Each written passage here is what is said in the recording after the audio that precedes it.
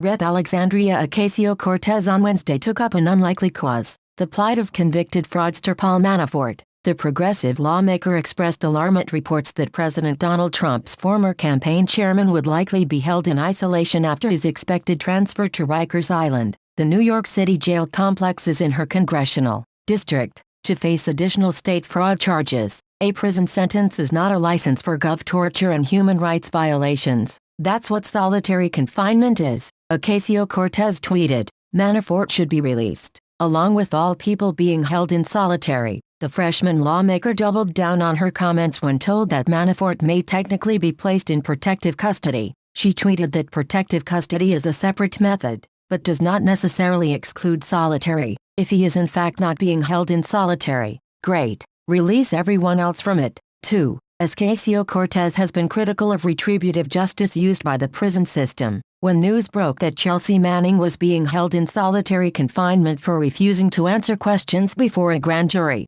Ocasio-Cortez tweeted that the United States should ban extended solitary confinement and that the practice is a form of torture. However, Manafort's possible isolation at Rikers may be partly because of his and his lawyers' concerns about his safety. Manafort's lawyers complained about his confinement from the start after a federal judge ordered him to jail in June 2018 over allegations that he was trying to tamper with the testimony of two potential witnesses in the federal case against him, brought by then special counsel Robert Mueller, and Trump personal lawyer Rudy Giuliani later lamented that the longtime GOP operative was being nearly tortured in his conditions. But legal experts say that Manafort got special arrangements away from the general prison population because of his high-profile status. At his first jail in Warsaw, Manafort told friends he was being treated like a VIP, and federal prosecutors explained in court briefs that the GOP operative had a private cell with a bathroom and shower, a personal telephone and access to workspace to meet with his lawyers.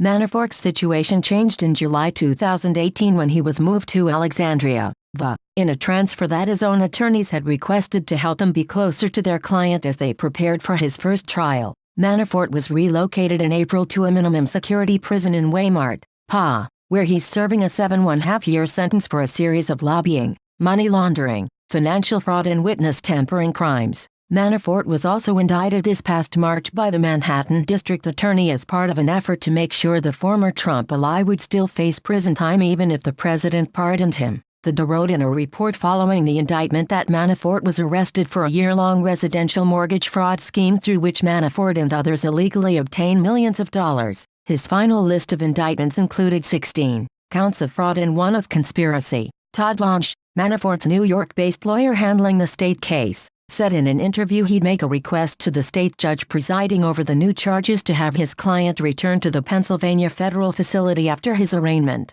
rather than have Manafort kept at a city jail. Blanche said he did not know when that arraignment would take place. He expected about 24 hours notice. He also said he remained in the dark as to whether Manafort would even be brought to Rikers, but said he expected state jail supervisors would need to take into account Manafort's high-profile status when considering whether to put him in a protected area or added to the general population. He said, "Safety is a big concern."